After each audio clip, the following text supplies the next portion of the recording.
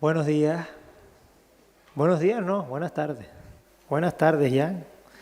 Gracias a todas y todos por venir y bienvenidos y bienvenidas a la 22ª jornada del ciclo No Todo, Crítica y Negatividad. 22ª ya, que se dice pronto. Empiezo dándole las gracias, como siempre, a todas las trabajadoras y trabajadores del TEA, que son los que en realidad hacen posible que llevemos a cabo este tipo de encuentros. Y quería empezar la presentación de hoy con una reflexión. Ciertamente, en los últimos años, da la impresión de que nuestras sociedades han contraído una especie de enfermedad que podríamos definir como la fiebre del patrimonio. Donde quiera que miramos, especialmente en territorios como el nuestro, como las Islas Canarias, uno tiene la impresión de que los objetos, los saberes y las prácticas que poseen algún tipo de valor patrimonial se amontonan a la espera de que los visitemos, casi siempre a cambio de alguna transacción, normalmente económica. Luego, creo que cabe preguntarse qué hay detrás de esta impetuosa tendencia de patrimonializar todo. A dar respuesta a esta cuestión se ha dedicado su trayectoria académica al completo nuestra invitada de hoy. Hoy tenemos, y tengo que decirlo así, el privilegio de tener con nosotras a la que, al menos en mi opinión, es ahora mismo una de las museólogas más prolíficas a nivel mundial, Laura Jane Smith. Gracias a Smith disponemos de herramientas conceptuales que son absolutamente imprescindibles para interpretar críticamente la deriva actual de las instituciones culturales de nuestro tiempo. Por ejemplo, Smith ha dado a conocer una noción que es absolutamente capital para poder trabajar en cuestiones de patrimonio. Pienso sobre todo en esta noción, en la de discurso autorizado del patrimonio, un término que nos ha habilitado la posibilidad de empezar a hablar de la existencia de prácticas significantes que, a través de la experticia que entraña la labor que realizan las personas que se dedican al ámbito del patrimonio, tratan de instalar en el plexo social una serie de valores y conocimientos que están denotados irremediablemente en términos políticos, socioeconómicos y culturales. Esto además de forma irremediable. Y en buena medida esto ha servido también para volver opacas, en determinadas ocasiones, las relaciones de poder que entraña el patrimonio. En los últimos años, Smith además ha abierto otra brecha al prestar atención en sus investigaciones a algo en lo que quizás no habíamos reparado lo suficiente. Me refiero a la función que cumple lo emocional en las instituciones museísticas y patrimoniales, mostrando cuán porosa y al fin y al cabo humana puede llegar a ser la supuesta totalidad con la cual concebimos el patrimonio. La profesora Laura Jane Smith es catedrática de la Escuela de Investigación en Humanidades y Artes de la Universidad Nacional de Australia, donde es directora además del Centro de Estudios sobre Patrimonio y Museos. Es miembro de la Sociedad de la Academia de Ciencias Sociales de Australia, es fundadora de la Asociación de Estudios Críticos sobre el Patrimonio y es coeditora de la colección Cuestiones Clave sobre el Patrimonio Cultural de la prestigiosa editorial Routledge. Y es autora, además, de libros de obligada consulta cuando queremos referirnos a cuestiones relacionadas con este ámbito. Por ejemplo, su ya archiconocido y clásico Usos del Patrimonio, su texto más reciente, Patrimonio Emocional, pero también publicaciones que tiene, por ejemplo, junto a Natsuko Kawa, como Patrimonio Intangible o Salvaguardar el Patrimonio Inmaterial, y, cómo no, el trabajo que tiene con Margaret Wetherell y con Gary Campbell, Emoción, Afecto, Prácticas y el pasado en el presente, entre muchos otros. Les dejo ya con Laura Jane Smith y su conferencia Registros de Afecto, la emoción en el museo. Muchas gracias.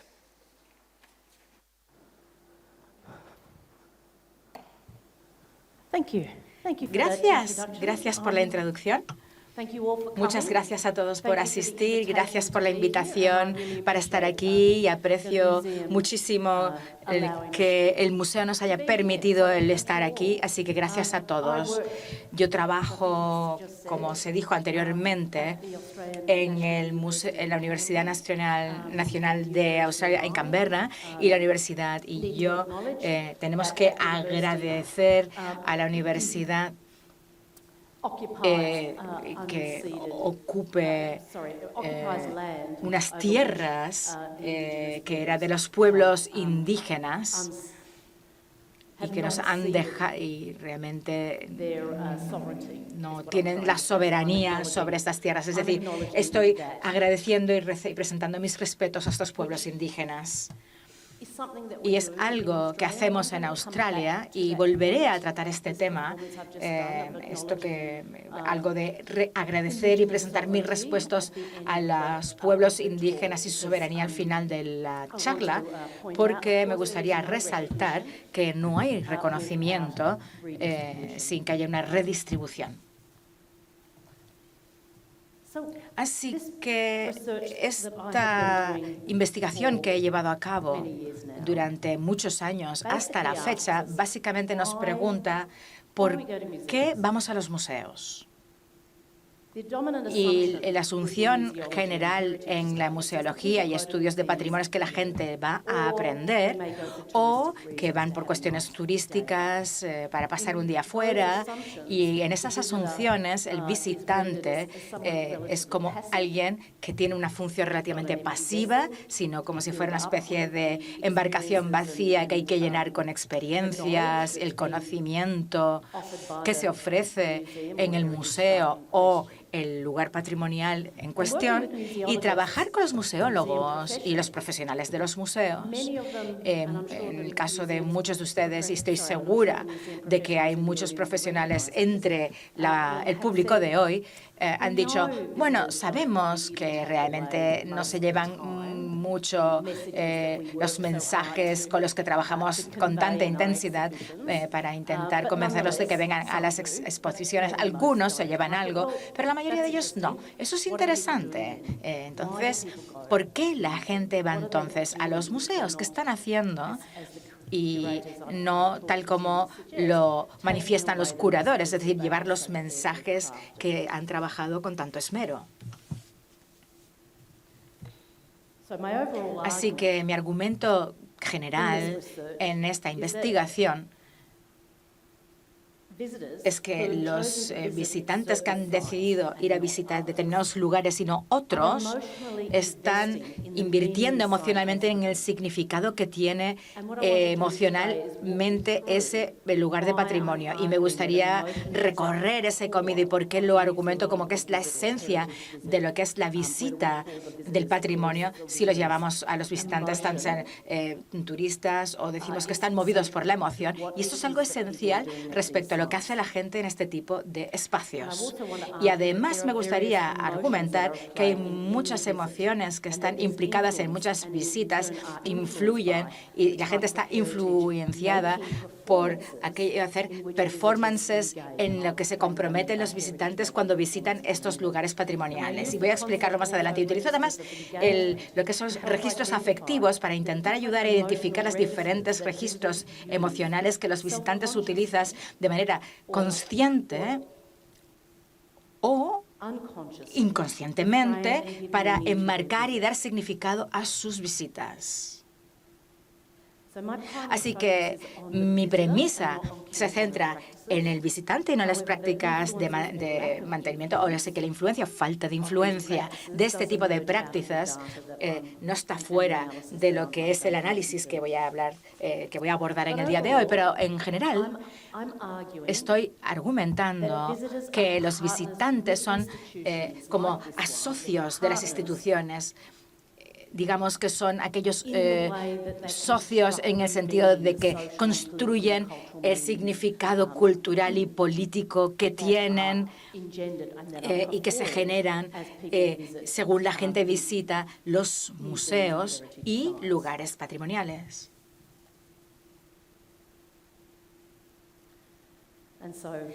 de forma que los visitantes son como si fueran socios del museo, y el impacto que estos museos tienen o no tienen en el público se lleva a debate. Y antes de comenzar, antes de meterme en profundidad en estos argumentos, necesito definir algunos conceptos teóricos en los que voy a abordar durante mi ponencia.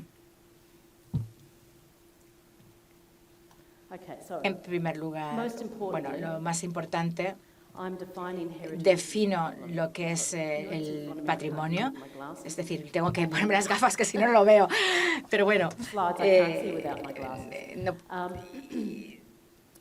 así que lo que digo es que el patrimonio es una práctica performativa, y estoy hablando sobre diferentes, Diane Taylor y otros autores que dicen que el patrimonio es algo que está hecho, no es algo que poseamos, no es algo que tengamos, es algo que estamos negociando y redefiniendo cuando tiramos del pasado para que tenga sentido en el presente, lo que John MacDonald prefiere decir que es la presencia del pasado, ¿no?, en el presente.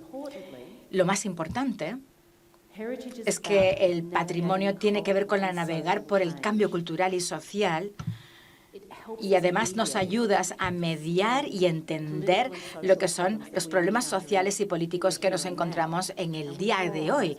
Y además vamos activamente al pasado para intentar ayudar a entender los problemas que estamos afrontando. Es decir, el patrimonio no existe en sí, sino que no solamente no sucede, se crea. O sea, nosotros creamos el patrimonio cuando intentamos vincularnos con los problemas que afrontamos el día a día.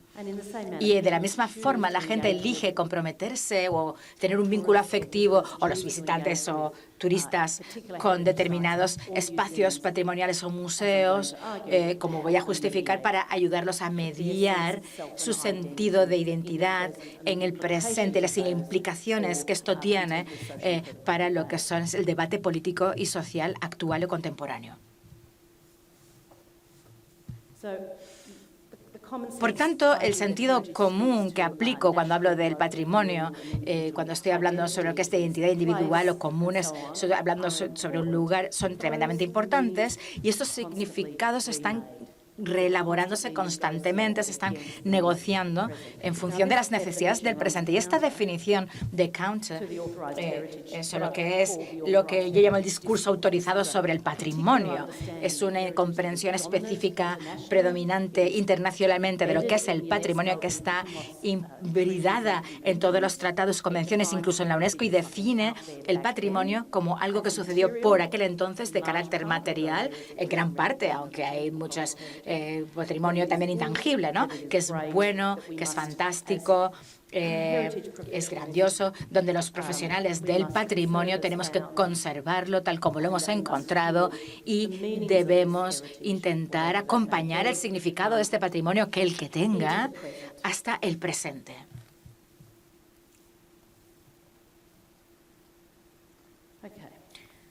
Así que lo que argumento es que estamos hablando de que el patrimonio no es algo, es algo... ¿Perdón?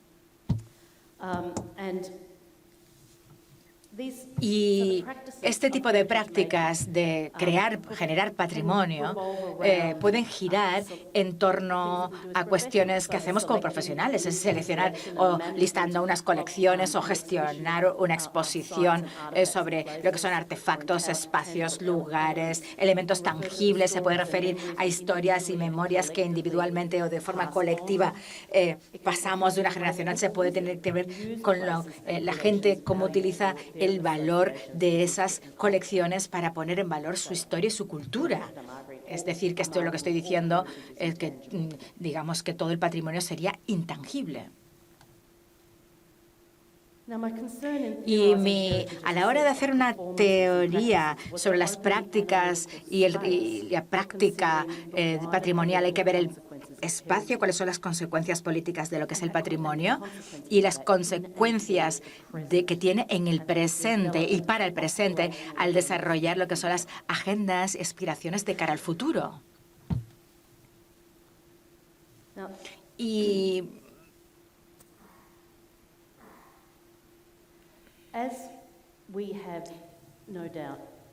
indudablemente, y tal y como hemos observado, el patrimonio puede generar unas emociones muy intensas. Hemos visto todos los diferentes movimientos en Europa, en mi propio país, en Australia, en Estados Unidos también y en otros lugares. Es decir, el patrimonio se refiere como una especie de...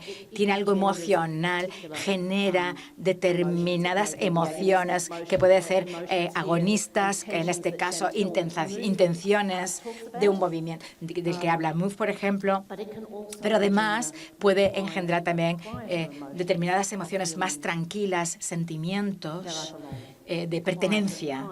Hablamos una satisfacción más callada, más silenciosa, como la intención, en cuanto a la intensidad de los sentimientos, tal como se muestra en las imágenes de esta diapositiva. Y antes de hablar en más detalles sobre las emociones, necesito desde mi investigación, cuál es el fundamento de estas emociones en la comprensión pragmática de lo que es la política imbricada en esto. Y para poder hacerlo, me baso principalmente en el trabajo de Nancy Fraser y su idea de política. Y el reconocimiento política, la distribución política. Y además reclamar el reconocimiento de la diferencia, del reconocimiento de la injusticia, etcétera, están vinculadas a la identidad y, como dice ella, demandar o exigir, intentar restaurar la justicia, lo que es la inclusión social, equidad, negociar temas políticos. Así que existe una especie de aliado esencial para una acepción de la identidad. Y lo que es el patrimonio, por supuesto, tiene una intersección y además lucha por lo que es la legitimación política de diferentes cuestiones de aspecto social.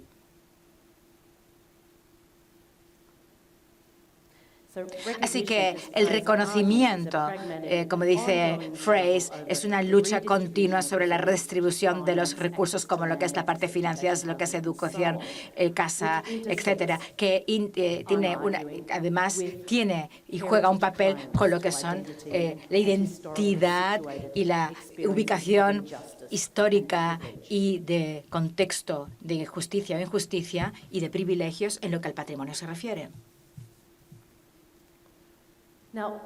Así que algo tremendamente importante en la lucha por el reconocimiento es entender cuáles lo que son las tensiones emocionales a través de la que se aplican durante estas luchas. Y aquí esbozo específicamente en el trabajo de Margaret Wetherell unas frases y entendiendo el patrimonio. No hago una distinción entre lo que es el afecto y la emoción. El afecto y la emoción siempre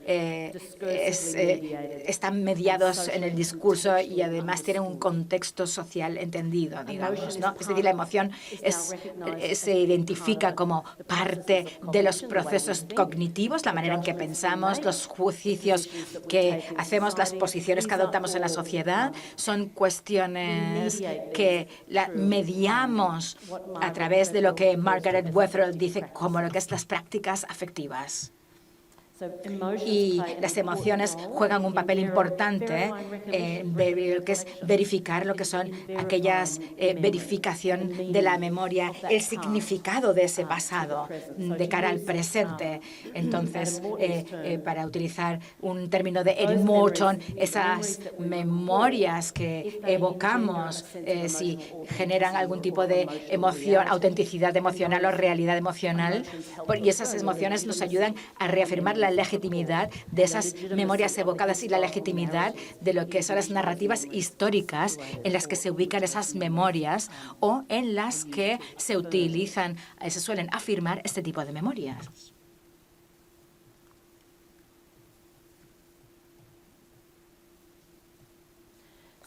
Así que para Wetherell, la práctica afectiva se centra en lo emocional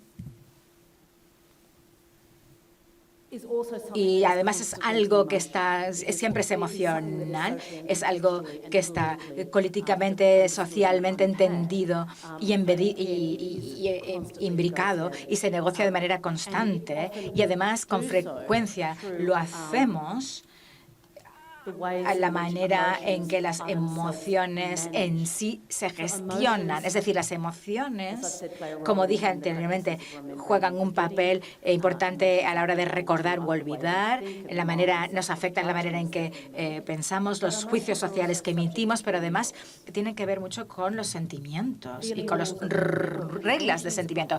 Hay unas convenciones de sentimientos que es legítimo, que no es legítimo sentir, tener una respuesta afectiva en un contexto específico.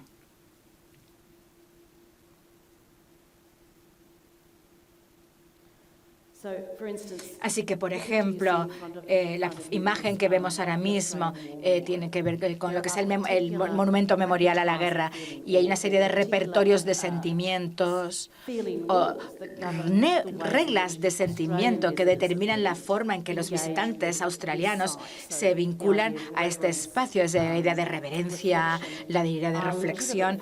Son sentimientos legítimos que se pueden sentir en este espacio. Mientras que a lo mejor la contención de lo que es la narrativa del sacrificio en la guerra no es quizás una emoción aceptada que se pueda sentir en este espacio patrimonial específico. Así que, volviendo otra vez a las ideas sobre lo que es la práctica afectiva, me gustaría subrayar que el afecto, la emoción, utilizo las palabras de manera indistintas, siempre tienen que estar influenciadas social y culturalmente. Es decir,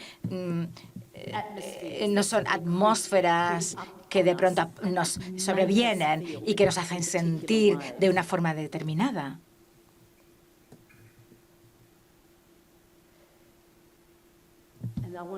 Y me gustaría subrayar, en este caso, que estar afectado por objetos o lugares patrimoniales o por un museo o una colección requiere dos cuestiones. En primer lugar, es preciso tener un conocimiento y unos valores de ese objeto, de ese lugar.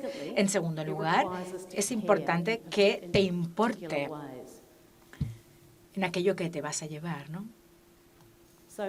Así que, para darles un ejemplo, aquí vemos una foto maravillosa de mi país, de Australia. Podemos decir que es muy bonito, un sitio magnífico para relajarte, hacer un picnic, lo que sea, pero no hay ahora mismo huecos en este paisaje que nos diga que es el lugar de una masacre terrible en el siglo XIX, para reflejar en esto y pensar en lo que pasó y lo que puede significar este espacio patrimonial para los australianos. Hace falta que tienes que saber que fue un lugar donde se llevó a cabo una masacre, qué pasó, cuáles fueron las implicaciones de esa masacre y qué implicaciones pueda tener a fecha de hoy para la sociedad. Es decir, ese cuidado tiene que ver con la ideología. Así que aquí hablo con Scholar Jonios, que ha hecho un trabajo sobre cuestiones sobre afecto e ideología, argumentando que las posiciones ideológicas que adoptamos tienen unas consecuencias en cuanto a las emociones que consideramos legítimas. Y como subraya él, lo que es la emoción psicológica para gestionar el miedo, la incertidumbre, es especialmente pronunciada. Muy pronunciada, quería decir, en lo que es la ideología conservadora. Y entonces, lo que vengo a decir es que los afectos y las emociones en sí son una práctica que está enmarcada en el discurso. Y esa mediación emocional es parte de las performances que hacemos en lo que al patrimonio se refiere. Y además argumento que el contexto social importa y que nuestras emociones están influenciadas y además influencian nuestra posición ideológica y cómo entendemos el mundo.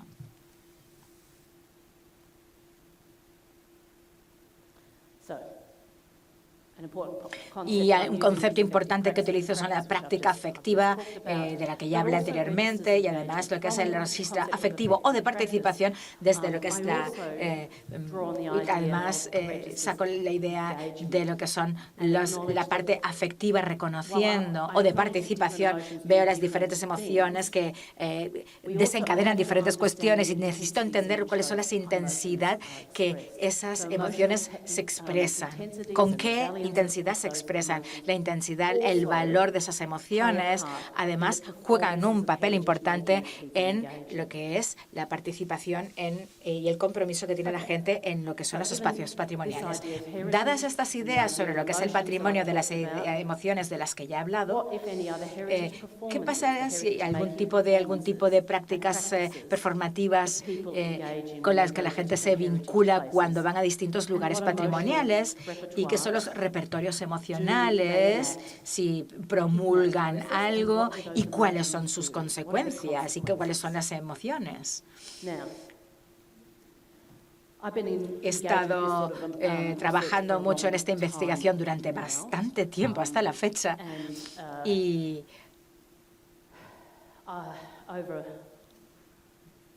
durante las últimas décadas, Gary y yo, Gary está sentado aquí en la primera fila, hemos estado entrevistando a gente en diferentes espacios patrimoniales y museos del mundo, en Australia, en Estados Unidos y Inglaterra, y soy muy consciente de que las cuestiones que voy a exponer son cuestiones que están expresadas en un contexto anglosajón y quizás pueden ser distintos en función de diferentes contextos culturales o lingüísticos. Y hay estudiantes que hicieron un trabajo similar en China, entrevistando a gente en lugares patrimoniales y sus resultados fueron muy diferentes a los que yo tengo. Así que hemos preguntado a la gente en estos países, les hemos preguntado una serie de cuestiones cerradas o abiertas. Aquí vemos las cuestiones abiertas y cerradas que les hemos preguntado en estos espacios patrimoniales. ¿Qué significa para usted la palabra patrimonio? ¿Cómo se siente visitando este lugar? ¿Qué experiencias que ha aprendido? ¿Hay algo que hayas visto o visto algo que te haya cambiado la visión del pasado? Y hay una cuestión específica en la que he trabajado mucho con los curadores de museos, ¿no? Los espacios que hemos elegido tienen, digamos que son de dos tipos, los lugares nacionales, algunos el consenso nacional consensuado, es decir, algunos lugares que son historias disonantes, digamos, ¿no? Así que hablamos de espacios que hablan sobre la esclavitud, el trabajo, historias sobre pueblos indígenas, etcétera. Esos son los disonantes, ¿no? Y luego lo que es la demografía, los datos demográficos de las personas con las que estuvimos hablando en estos lugares, especialmente hablamos sobre todo de un espectro, como podemos ver, de estos tres países. Hablamos de una clase media con buena educación, con un 18% de los que entrevistamos eran turistas extranjeros que visitaban el país donde estábamos en ese momento haciendo el trabajo.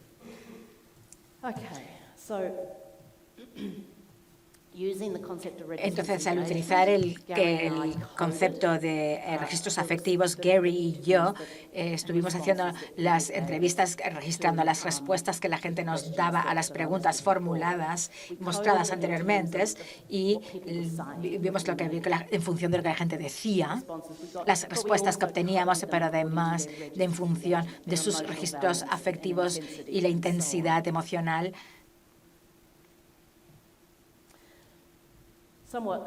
Así que de forma un poco obsesiva terminé como 4.300 entrevistas aproximadamente.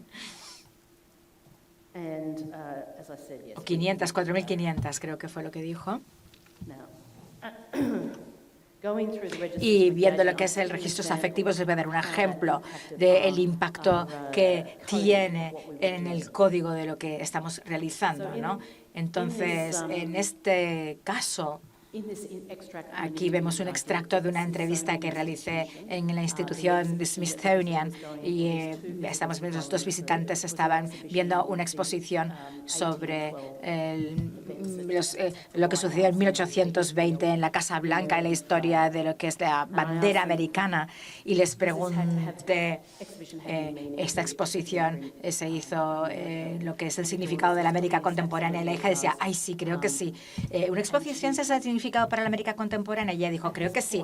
Me parece que en este momento empieza a sollozar, se emociona, y la madre va y entonces interviene y dice, bueno, pues que tiene un significado para las generaciones más jóvenes, apoya aún más mi fortaleza en pro de mi país, ese sentido del patriotismo. Esta visitante que expresaba esta respuesta afectiva profunda e intensa sobre la exposición, en ese momento tiene algo así como una lectura banal de la exposición, reforzando banalmente ese sentimiento del patriotismo americano y esa identidad estadounidense, justificando lo que son las funciones estadounidenses en las guerras globales. Y dice la madre que, bueno, su familia y su familia ha participado también en guerras en Estados Unidos y bueno, pues es normal que esté implicada en que tenga esas emociones tan intensas. Entonces, a lo que voy, este es el padre hablando, ¿no? Donde también pude entrevistar después de hablar con estas dos mujeres, y él tenía su hija de 21 años estaba lloriqueando como un bebé porque había visto esta exposición. Así que sí, tiene un significado para América. Hay que obligar a la gente a recordar lo que pasó. Y la idea en este caso es que él básicamente lo que dice es que lo que quiere es que se recuerde su propia perspectiva sobre lo que es el patriotismo estadounidense y la identidad estadounidense, y que importa, y que la gente debería de sentir esta intensidad emocional. Pero como dije anteriormente, las emociones intensas funcionan, tienen unas consecuencias ideológicas. En este caso concreto podemos ver que se pueden tener emociones más calladas. Y utilizando estas ideas de lo que son los registros afectivos, viendo la intensidad de las emociones y las expresiones emotivas, lo que hacen en lo que al patrimonio se refiere, identificamos lo que son 4 realidades performativas: el refuerzo de la comprensión, creencias, opiniones, conocimientos, relatos históricos, etcétera. Además, hay una comunicación intergeneracional, de la gente transmite sus recuerdos y valores familiares. Además está un reconocimiento y respeto, no mucho, pero también había este tipo de reacciones. Y además había una reafirmación o mantenimiento del desconocimiento de determinadas poblaciones en alguna de las 3 sociedades en las que estuvimos haciendo entrevistas, cuando los visitantes fueron conscientes de que las narrativas y esos conceptos se estaban viendo desafiados por las actividades museísticas o patrimoniales, y la gente obviamente utilizaba esos espacios como recurso educativo, obviamente, y aunque la gente utilizaba ese espacio como recurso educativo, veremos más adelante que tiene un carácter limitado, y que además esto se podía hacer cuando decían que estaban comprometidos con la práctica educativa, es decir, se estaban formando a sí mismos o educando a sí mismos con esta visita, ¿no? Y el subrayar o apuntalar estos 4 puntos es otra de las claves. Había una de las cuestiones que la primera de ellas, hablamos de una actividad performativa que estadísticamente domina en estos 3 países por lo que era una clase media blanca bien educada de visitantes o población, digamos, ¿no? Y además había actuaciones en el contexto de disonancia o marginalización, es decir, la de ser más autoconsciente, más reflexiva, y además tenía una carga política. Bueno, los dos tienen una carga política, pero la primera actuación o intervención se hace de forma inconscientemente y la otra era más consciente. Y estos dos tipos de actuaciones, es decir, refuerzan estos 4 conceptos de diferentes formas. Es decir, en el primero de los casos, el refuerzo de la comprensión tiene 2 variantes importantes, dependiendo, además de que la gente podía estar vinculada con la que era ser consciente de lo que estaba haciendo o considerando el contexto. Así que vamos a ver lo que es el refuerzo, ¿no?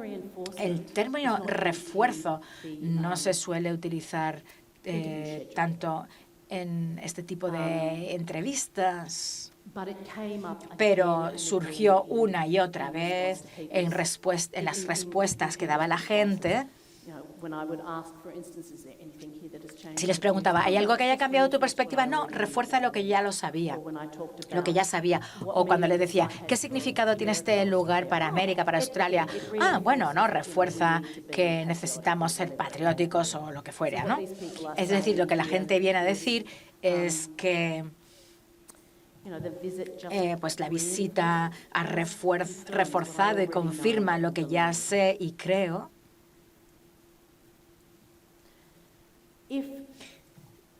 Si está apoyado por una conciencia más consciente y crítica, aquello que se refuerza no es tanto con lo que es la comprensión consensuada, conservadora de la historia americana o australiana. Lo que se reforzaba era un sentido de que, como se hizo en este caso, hablamos sobre lo que está en el Museo de Derechos Civiles, lo que se reforzaba era lo que era la autoestima, es decir, como población, como americanos, lo importante que era ser, importante que en estos lugares de patrimonio histórico utilizaban ese sentimiento de refuerzo sobre sus historias, sus experiencias sociales, que eran lo que importaban.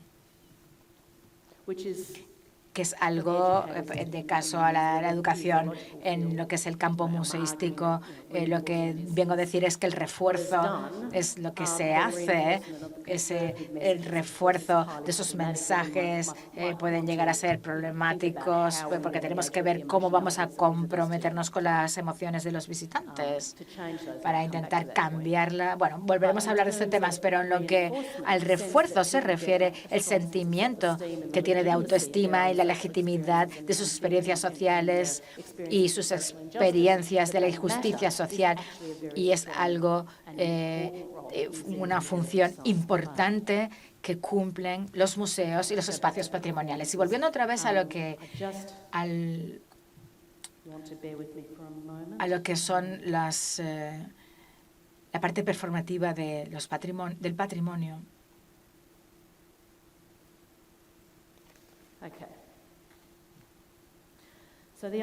Así que la idea que la visita a museos y lugares patrimoniales en lo que al aprendizaje y educación se refiere, con frecuencia se identifica con los visitantes como una razón para su visita.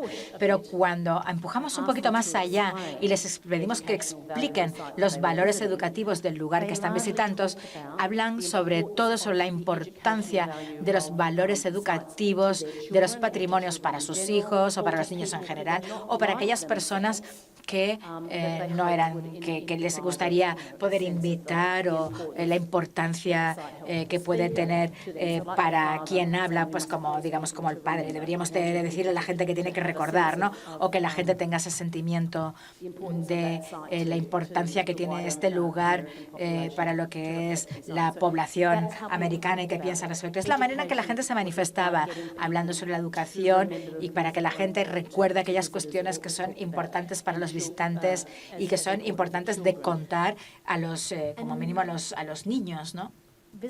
Y los visitantes podrían decir, si fuéramos sinceros sobre esta cuestión educativa, te dirían, bueno, pues la educación no es lo que hemos visto, ¿no? Hemos venido aquí para pasar un buen día afuera y en respuesta a la pregunta decía, ¿hay algo que hayas aprendido, hayas visto, hayas leído aquí, que haya cambiado tu perspectiva, tu opinión sobre el pasado, el presente? El 20% decía, pero el 8% decía, no. El 20% decía, de esta muestra global, que había cambiado su punto de vista de alguna forma. El 9% obtuvo información objetiva de menor importancia, que tampoco cambió su perspectiva. El 1% sintió una especie de epifanía, ¿no?, que había cambiado su conducta. Pero lo subrayo porque dentro de lo que es en la práctica museística, la idea de que queremos que la gente cambie su comprensión del pasado para aprender algo es importante.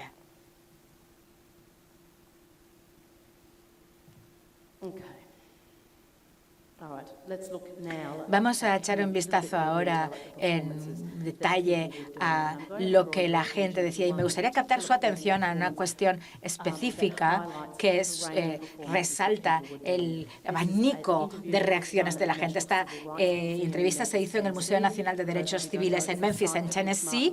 Es un lugar donde fue asesinado Martin Luther King y, bueno, luego se hizo en un motel y luego se convirtió en un museo, y estamos hablando sobre lo que es la apertura de la exposición, donde aquí vemos al Ku Klux Klan, donde, bueno, lamento la calidad de la imagen, pero bueno, la gente se plantaba delante de estas imágenes del Ku Klux Klan.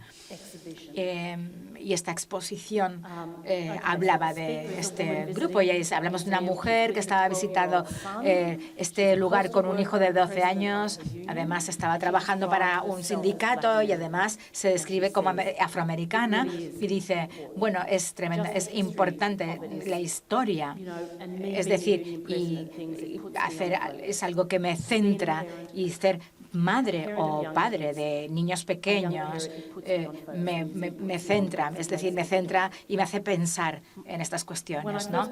Y cuando por primera vez traje a mi hijo pequeño, que cumpliría 13 años, al siguiente mes, y pasamos por donde estaban las ropas del Ku Klux Klan. Yo creo que en aquella época teníamos 4 años, y cuando pasamos por allí, lo primero que pensé fue, ¿qué están pensando los blancos?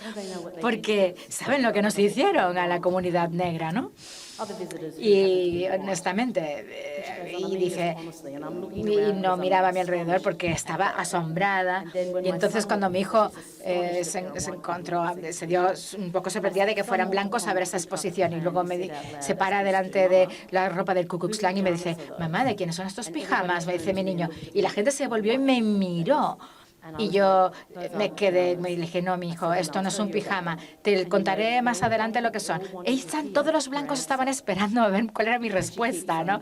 Así que seguimos avanzando, y le dije, mira, eso fue lo que nos hicieron a los negros. Y bueno, le conté, ¿no? Y me dijo, ¿pero quién es blanco, negro? Y dije, ay, Dios mío, le miré y miré a este blanco que me miraba y le dije, ¿tú eres negro? Y me dijo, no, yo no soy negro, mamá, yo soy amarillo.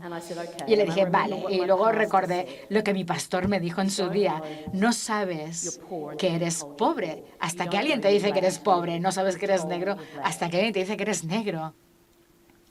Y nunca supo que era negro. Así que estaba como... Y cuando lo traje aquí, aprende más, y venimos todos los años porque tengo familia aquí en el sur.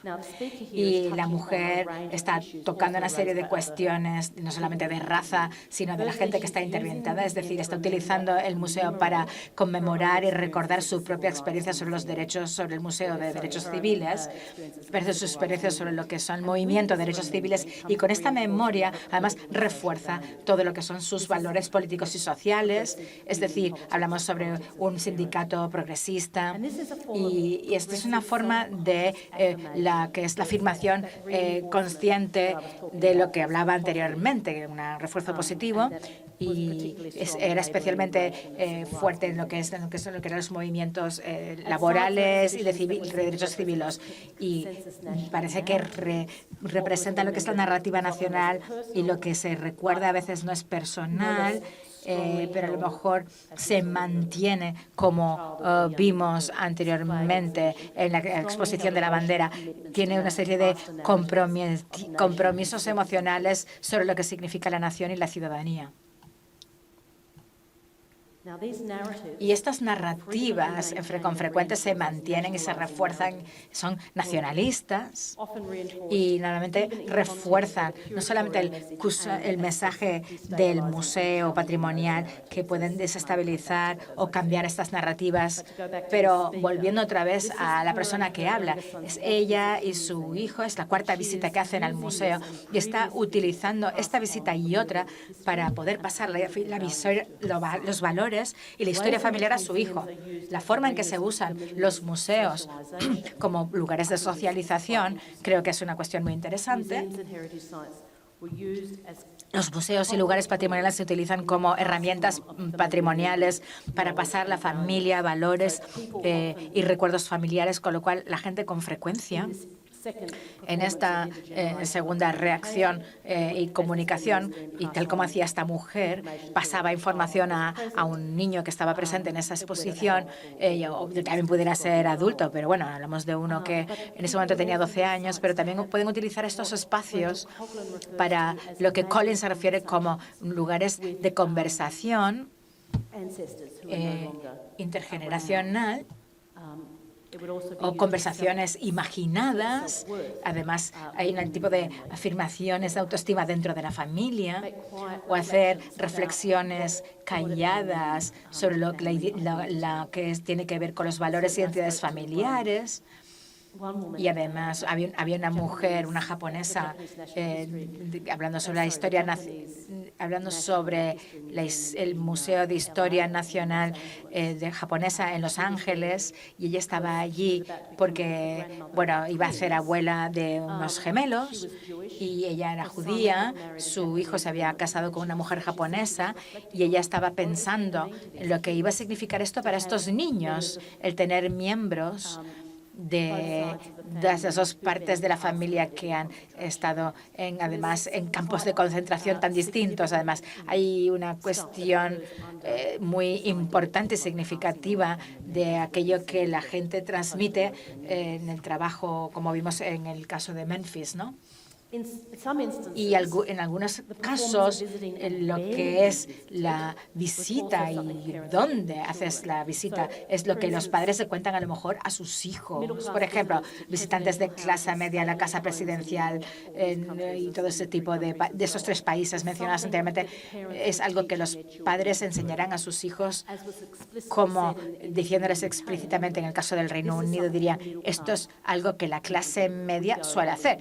Vamos y visitamos un lugar cómodo, agradable de visitar, viendo la parte estética, ¿no? O lo que es la casa presidencial.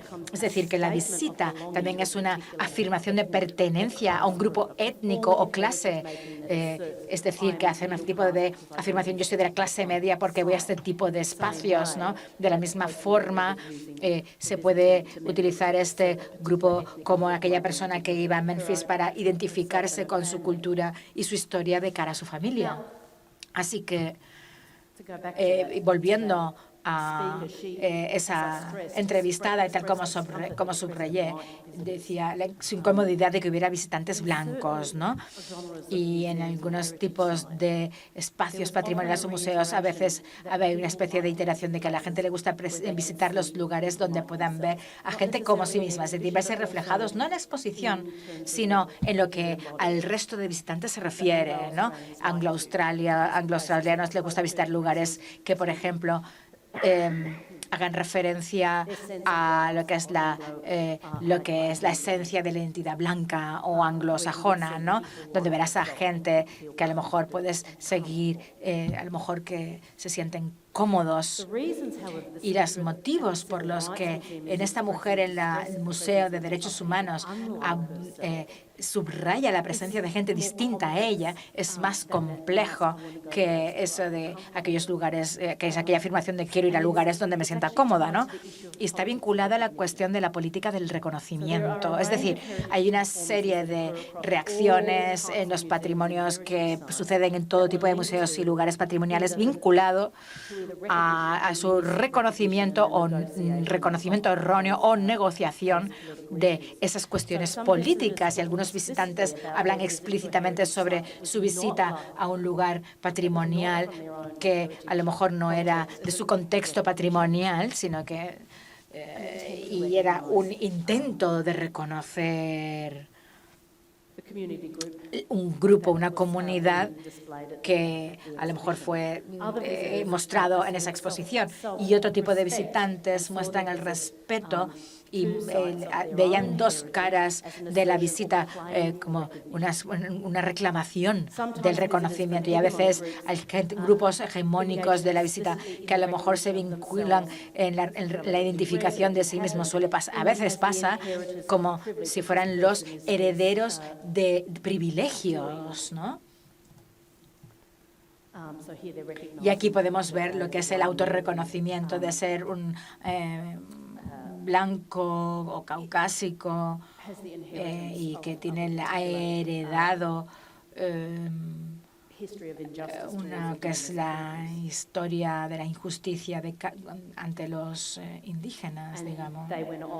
Y bueno, y seguían hablando sobre negociando qué significaría para sí mismos, identificando lo que era esta historia para América en el siglo XXI. Otras personas utilizan a los museos como barómetro social para saber si ellos se reconocen con un grupo más amplio de la sociedad. Y la que hablaba en el derecho en el Museo de Derechos Humanos hablaba sobre el reconocimiento de sí misma, del lugar de la familia en la sociedad y las implicaciones políticas. Y para entender por qué estaba incómoda con los blancos, con los caucásicos, ella está transmitiendo la memoria familiar de no discriminación, y los movimientos civiles hacen que todavía tenga que hablar sobre lo que son los prejuicios, y le pasa esta información a su hijo. Es decir, ella no quería escuchar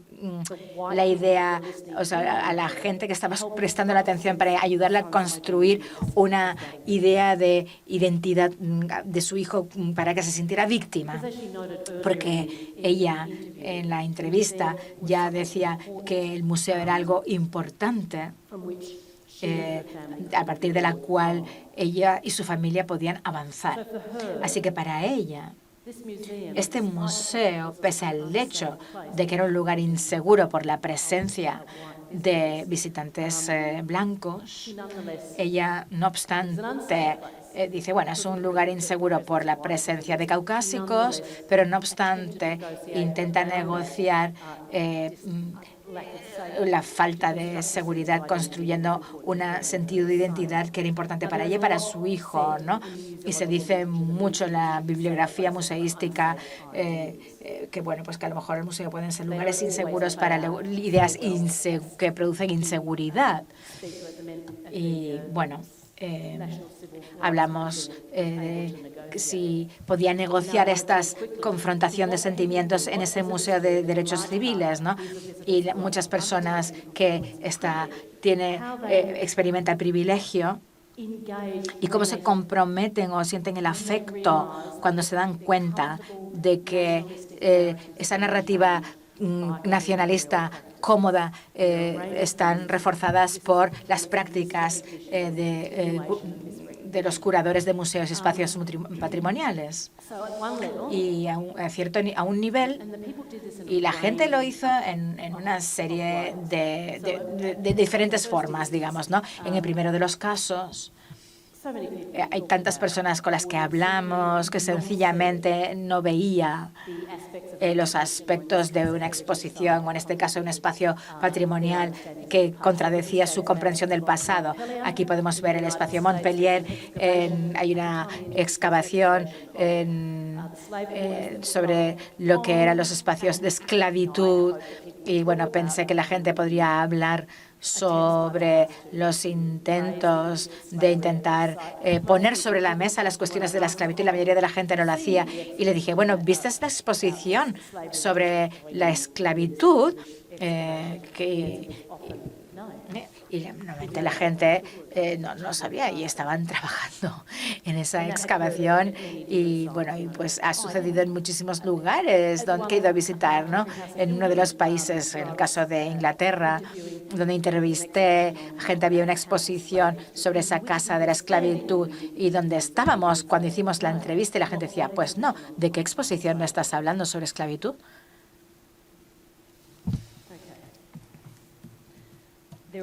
Hay otras intensidades de retroceder sobre lo que son los intentos museísticos o patrimoniales sobre lo que es la narrativa consensuada. Aquí vemos un ejemplo de aquellas personas que responden en nuestro intento de que nos dieran la emoción que manifestaba cuando visitaban lugares relacionados con la esclavitud. Lo que la gente solía hacer es que, bueno, sí, lo vimos, pero no queremos comprometernos con eso. Normalmente es que dan algún tipo de, bueno, la sociedad ha avanzado prácticamente, hay que aprender del pasado, se repiten a sí mismo, ¿no? Es bueno saber cómo era el pasado para seguir avanzando. Y este tipo de patrones o respuestas, bueno, pues cuando la gente intenta, son las que dice la gente cuando intenta explicar cuando son cuestiones complejas, pero con frecuencia en el contexto de las entrevistas lo que la gente estaba haciendo es utilizando este tipo de frases y entonces cerraban lo que era su estrés emocional, y en aquellos lugares que eran incómodos para los visitantes, donde los curadores intentaban plantear lo que eran las narrativas, la gente realmente utilizaba una serie de estrategias emocionales y de discursos para que volviera a ser cómodo para ellos, diciendo que tenían este privilegio para reforzar aquello que ya sabían y creían. Y lo que eso generó y las consecuencias de este tipo de reacciones es que una justificación de indiferencia hacia el otro. Y esto es una expresión pasiva y banal de la indiferencia, pero no deja de serla. Y en otros casos eran más activas en aquellos que se vinculaban más a los mensajes de museísticos y utilizaban una serie de estrategias discursivas que tenían que ver un poco con lo que se refería a Potter cuando hablaba de... A ver si me acuerdo. Sí, de lo que son argumentos circulares, es decir, una serie de argumentos circulares o se utilizan o utilizaban la idea de la educación. Bueno, es una educación para los demás, pero yo no me tengo por qué comprometer. Es importante para que el público en general venga a ver ese tipo de exposiciones, pero bueno, yo no tengo por qué comprometerme porque ya conozco el tema. Sí, y esto es algo, bueno, esto es muy fuerte. Yo no vine a esta exposición para que me hablan sobre esclavitud, sino vengo a ver las cosas bonitas que tiene el país. Y aquí tenemos la parte del argumento circular. Bueno, no podemos ser responsables del pasado. Es lo que hicieron en su momento. Los valores morales han ido cambiando y se han ido utilizando de manera reiterativa en nuestras entrevistas. Hablo de estos argumentos circulares y lo que están diciendo en este contexto, porque estas tres frases que tienen que ver sobre son exposiciones sobre la esclavitud. Dice, bueno, pues no podemos ser responsables del pasado, los tiempos han cambiado y deberíamos seguir adelante, etcétera. Y luego algo que también se utilizaba es que, bueno, que decían que es que todo el mundo debería ser tratado con igualdad y hablan sobre de que deberíamos ser iguales y recibir el mismo trato en la sociedad. Y lo que hacíamos era permitir al hablante sentirse reconfortado. De manera que esa sensación de privilegio es sentirte cómodo en tu propia piel, con tu posición social, cómodo pese a los debates políticos y sociales que se producen en la sociedad. La visita del museo es para reafirmar el sentimiento de privilegio para la mayoría, porque cuando hablamos sobre la parte de los datos demográficos, la mayoría de los visitantes, que si estamos co-creando o si somos algo así, entre comillas, socios de los visitantes, ¿qué significa eso para nosotros? ¿Qué significan los museos para esa persona? ¿Estamos reforzando el status quo o queremos o cómo podemos hacerlo? Si la gente tiene una serie de estrategias para cerrar la parte negativa, los desafíos, ¿cómo podemos vincularnos a esos desafíos? Y en un trabajo más reciente que he llevado a cabo,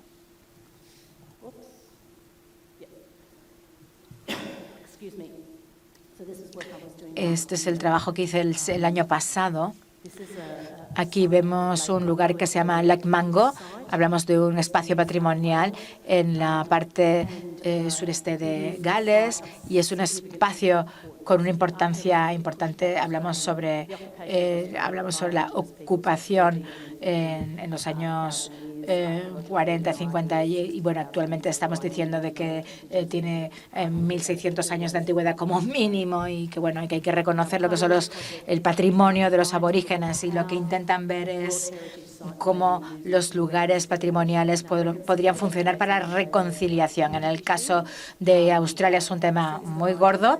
Desde los años 90 hemos intentado reconciliar y contar la verdad sobre lo que pasó con los indígenas y referentemente tuvimos una referéndum, no sé si han llegado a oídos vuestros, para intentar cantar la Constitución y que exista un organismo, un organismo de consulta para trabajar con el Parlamento de manera que hubiera una voz indígena en el Parlamento. Así que hemos hablado con la gente sobre la forma en que podíamos utilizar los lugares patrimoniales para comprometernos políticamente con este proceso de reconciliación. Y la sorpresa es que nuevamente la mayoría de la gente nos dio ese tipo de clichés o respuestas clichés o argumentos circulares. No quieren tener un compromiso del patrimonio con la reconciliación, porque el patrimonio tiene que hacerte sentir bien y la reconciliación es un proceso difícil de vender. Pero la gente se dio cuenta, para ser franco, creo que el patrimonio es la calle fácil, es el camino de menor resistencia. Y sí, por supuesto, hay que estar informado, pero a veces creo que el patrimonio evita los grandes temas.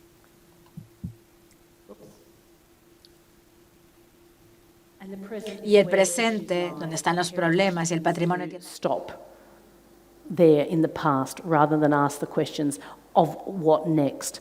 Others talked about being distracted by the prettiness of heritage sites. You may not see. Oops, it's not going to let me go back. You may not see Mungo as a pretty site, but in Australia it speaks to a sense of I'm almost done. Speaks to a sense of. Habla sobre lo que es la esencia, habla sobre una identidad específica. Bueno, ya casi estoy terminando. All right. Bueno. Incluso cuando hay intentos activos para que la gente hable sobre cuestiones importantes de la actualidad, el sentimiento de patrimonio tiende a dominar el discurso de que es reconfortante, que el patrimonio es reconfortante. Y mientras que los registros afectivos pueden cambiar la variación en la forma en que la gente responde a lo que es el proceso de declarar algo que sea un patrimonio, cómo se vinculan al patrimonio, me gustaría hacer una última observación. Y aquí podemos ver las respuestas de 2 visitas. Puede pasar de la parte banal a lo más complejo. Y en la paleta de respuestas pueden producirse en una sola visita. La manera en que se gestionan y regulan las emociones de los visitantes pueden ser inconscientes y algunos ciertamente conscientes en determinados momentos. Y para ilustrar esto, podemos ver lo que es en Montpellier. Aquí podemos ver uno de los padres fundadores del museo y además tuvo algo que ver con lo que era la Constitución de Estados Unidos. Y bueno, nos vamos contra nuestra propia nación para preservar los derechos de los estados y estamos captando la atención como una mujer del sur, como hablaba sobre cómo le hacía sentir patriótica y aquí decía que lo humilde que se sentía aquí en la biblioteca donde se redactó la Constitución y hablando lo importante que era y aquellas pinturas que se exhibían en aquella sala y hablaba sobre lo que, es mi vida, ¿no? Hay que estar aquí para saber quién es realmente, porque el documento, es decir, la Constitución estableció quiénes somos y, por tanto, debemos construir sobre eso cada día que vivimos, ¿no? Y ella habla sobre las respuestas efectivas que tenía sentada allí como parte de un grupo de blancos que visitaban este edificio, quería decir. Y luego dice, pues se apartó un poquito de lo que era la entrevista y entonces capta la atención sobre esta 2 puertas, una pone blancos y de color, ¿no? Si ven arriba. Y me dice, soy sureña, nos revelamos y paso por ambas puertas para poder tener una respuesta afectiva al traspasar ambas puertas, ¿no? Y pasando por la de color y lo que aquello podría significar para su hija y el hijo de una amiga que es afroamericana, ¿no? Y que había sufrido durante su crecimiento, pues había experimentado todo lo que había pasado la raza negra, ¿no? Y decía, pasar por esa puerta ha sido muy intenso, ¿no? Y lo he utilizado para hablar todo aquello que ha pasado en mi familia, que, podemos saber cuáles son las limitaciones que puede tener el ser blanco o negra, pero realmente se justifica el tema de la amistad y, pues también hablamos mucho para intentar siguiendo cuestionando su propio racismo, ¿no? Y soy sureña, nos rebelamos contra nuestra propia nación para preservar los derechos de los estados. La esclavitud era una parte importante de la herencia de mi familia y verla abolida es una gran alegría, pero aprender cómo se lleva a cabo es algo que se ve muy poco en cualquier otra visita. Así que ella no lo recibía por la visita general. Y esto demuestra los grados de esclavitud. Y el Museo Jim Crow, que está más abajo, en la estación de tren, atravesó la puerta para gente de color. Yo viví eso, ¿sabes? Mi mejor amiga de instituto era negra y mi madre no la dejaba que la trajera a casa. Y empieza a sollozar y, se echa a mis brazos y me dice, lo siento mucho. El sentimiento de racismo, ¿no? Dice, pero mi familia, algunos de ellos todavía no, la guerra civil no. Yo soy la tercera generación por parte de la madre de la guerra y créeme, nos educaron para saber que éramos diferentes y yo lucho contra eso. Venir aquí te ayuda a hacerlo, ¿no? Y en esta entrevista la visitante, siempre comprometida con el espacio, está invirtiendo un montón de la narrativa de lo que es la nación americana y hace un examen sobre lo que es el racismo. Y este ejemplo lo que me muestra, o por lo menos el punto con el que les quiero dejar, es que la gente ejerce una elección. La gente elige visitar unos lugares y no otros. Y lo que al hacer esta elección para sentir y no sentir determinadas cosas. Sentir es creer. Cómo nos comprometemos con las emociones tiene una serie de consecuencias en la manera en que nos vinculamos a los debates sociales y prácticas culturales. Intentar entender los aspectos individuales y las elecciones individuales al interactuar con el patrimonio es algo crucial para entender la forma en la que el pasado nos informa y además carga de energía lo que es la memoria histórica, la perpetuación de la no reconocimiento y las afirmaciones simplistas del yo y de la pertenencia. Gracias por la atención prestada y si alguien quiere plantearme alguna pregunta o no está de acuerdo, estaré encantada de responderlas. Gracias.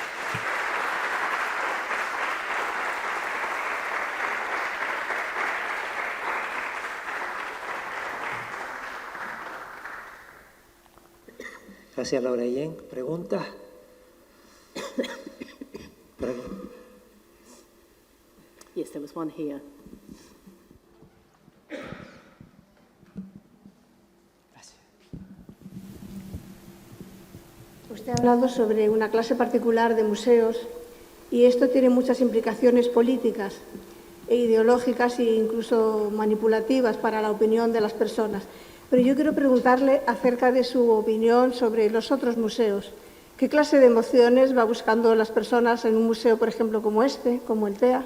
¿Y cuáles son sus recomendaciones para los museos más contemporáneos o de otro tipo que no tenga tanto que ver con la tradición y la historia? Right. Vale, en un museo como este, en uno regional o autonómico donde se habla sobre arte, identidad, es similar a muchísimos otros museos en donde hicimos entrevistas. En general, la gente quiere sentirse cómodo. Esto expresa algún tipo de capital cultural y esa sensación de sentirse cómodos con su identidad. Así que, pero bueno, tengo que subrayar que estos son los países en donde estuve haciendo entrevistas.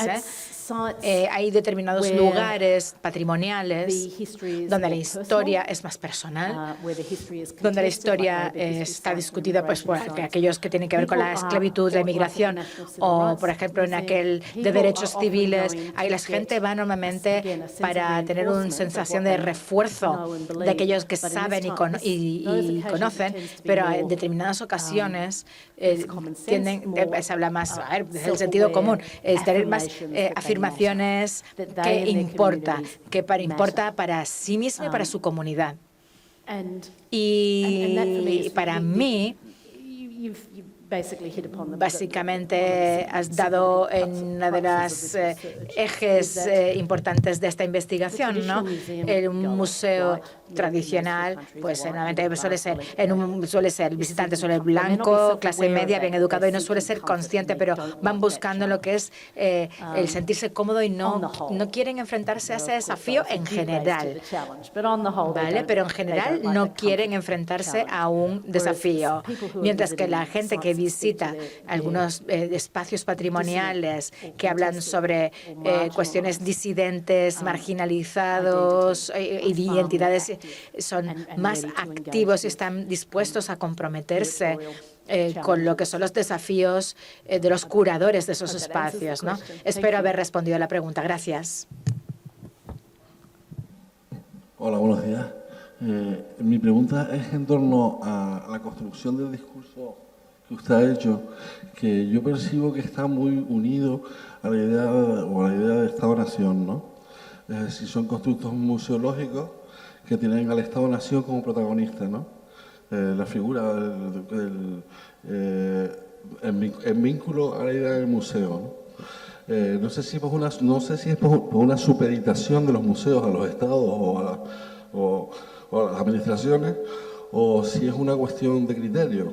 Entonces, mi pregunta va en el sentido de si esta argumentación teórica tan categorizada y tan estudiada, se podría aplicar a un estamento museográfico, museológico, no vinculado a la idea de Estado-nación. Es decir, si los modelos afectivos para museos que no tienen como patrón digamos, el servilismo al Estado-nación, si este modelo podría ser aplicable para ellos, ¿no? Yo le pregunto en relación a eso, ¿no? Es decir, cómo construimos nuestros afectos y cómo construimos nuestras pulsiones, nuestras necesidades de vínculo con el consumo del arte y del arte contemporáneo, sin estar unidos a una narrativa que siempre habla del Estado-nación. Es decir, superar ese estado, es decir, ese planteamiento, es lo que quiero decir. Good question. Es una buena pregunta, es decir, ¿cómo superamos esa sensación de confort aplicado a aquellas personas que visitan a los museos y que construyen narrativas nacionales? Y yo no tengo las respuestas. Es decir, tengo que decir que a partir de mi investigación lo que me ha mostrado es que las emociones importan. Y lo que no tuve tiempo de hacer es recabar ejemplos donde el mensaje de los curadores era desafiante, pero si la gente, que los visitantes se encontraban con ese desafío, ¿no? Y si a lo mejor aceptaban superar el confort de la narrativa nacional. Y entonces los curadores hacían dos cosas. Ofrecían exposiciones donde no pretendían que la información reflejara, es decir, reflejara algo objetivo, neutral, sin emoción, y utilizaban las emociones de la gente o jugaban con las emociones de las personas para que la gente pensara lo que significaría ser el otro. Es decir, los comprometían, intentaban que fueran empáticos y facilitar la empatía. La empatía tiene mucha crítica. Hay gente que considera que la empatía, que todos podemos ser empáticos hasta cierto punto. Una persona que pasa por una exposición sobre esclavitud y dice, ay, los pobres, qué dolor, ¿no? Pero bueno, nos podemos ir, ¿no? Este es el tipo de empatía de la que hablo. Hablo sobre lo que es una empatía profunda en la que se vincula con la compasión y que se hace sobre todo en el Museo de Derechos Civiles, Museo sobre la Inmigración en Melbourne, donde la gente estaba jugando con sus emociones. Y la segunda cuestión que hicieron es que permitieron, habilitaron espacios en el museo para que la gente negociara con esas emociones, pasar de se me ha desafiado emocionalmente, no había pensado en lo que significaría ser esta persona. ¿Qué significaría esto si yo fuera esta persona en esta sociedad, en ese momento histórico? Es decir, ser consciente de las emociones, generar empatía, imaginar y permitir que la gente tenga el espacio para pensar.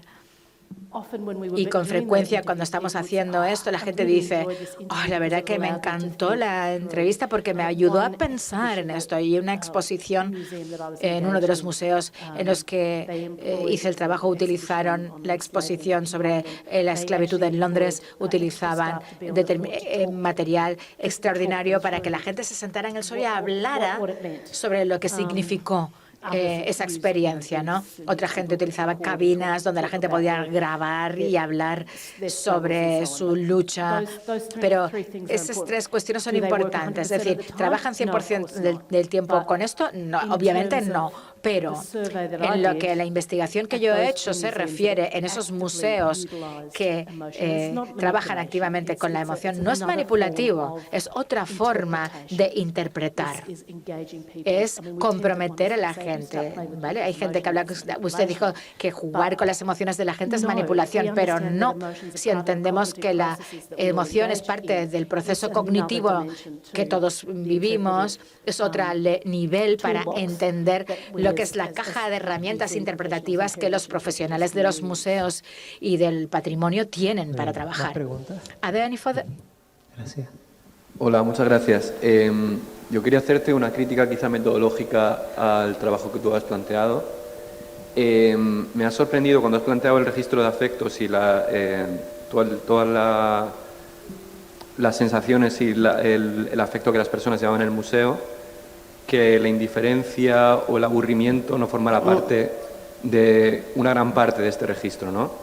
Entonces te quería plantear si hay un cierto riesgo en buscar una respuesta efectiva dentro del espacio del museo y no porque, que de alguna manera implica que la gente ha tomado el paso de ir a visitar ese museo y por lo tanto como que ya de primeras busca cierto impacto afectivo y no buscarlo quizá en otro lugar, en otro lugar social, fuera por ejemplo del museo. ¿Y qué implicaciones esto tendría? Por ejemplo, si en vez de trabajar con estos espacios de la memoria de los que has mostrado las entrevistas y demás, hubieras, por ejemplo, realizado las entrevistas en medio de una plaza pública, que hubiera tenido una estatua, por ejemplo, de un militar, por ejemplo, ¿qué implicaciones habría tenido en cuanto a la respuesta afectiva de la gente que pasa por esa plaza? Y que de alguna manera, ¿qué implicación política tiene eso a la hora de considerar eso patrimonio cultural y conservarlo? Gracias. Yep.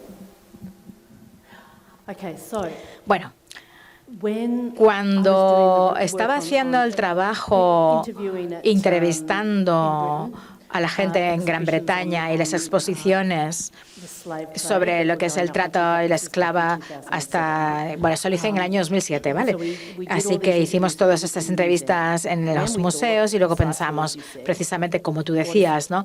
can we get a sense Podemos of tener un what people sentido outside de lo the que la museum gente who siente didn't visit the fuera del museum museo, que no ha are doing. visitado So we went el out into museo. the Y squares entonces and fuimos a la plaza it was Birmingham, where else did we y, go? bueno, Liverpool. fuimos a Birmingham, And a talked to Liverpool people y just hablamos on a the la street, gente en la calle. going around and Sí, shopping gente and que iba de coffee with them and compras, les said, parábamos y les "Please." preguntamos, oye, por favor, ¿te And, podemos hacer esta pregunta? Y decían, Now, the bicentenary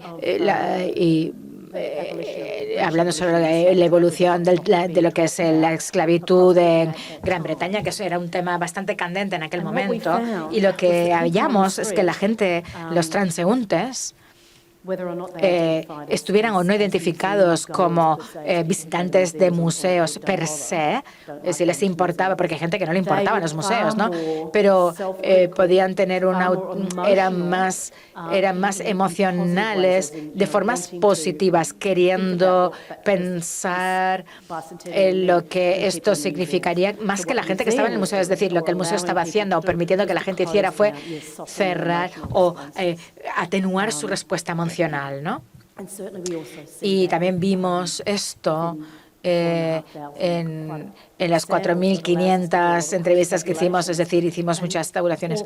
Y estadísticamente fue importante el ver que la gente con mayor educación, mayores notas y gente que va a la universidad, normalmente intentaban atenuar sus respuestas emocionales para intentar apartarse un poco de aquella en cuestión con aquellas personas que no han ido a la universidad, con lo cual dice algo negativo de los tres sistemas universitarios en esos países, ¿no?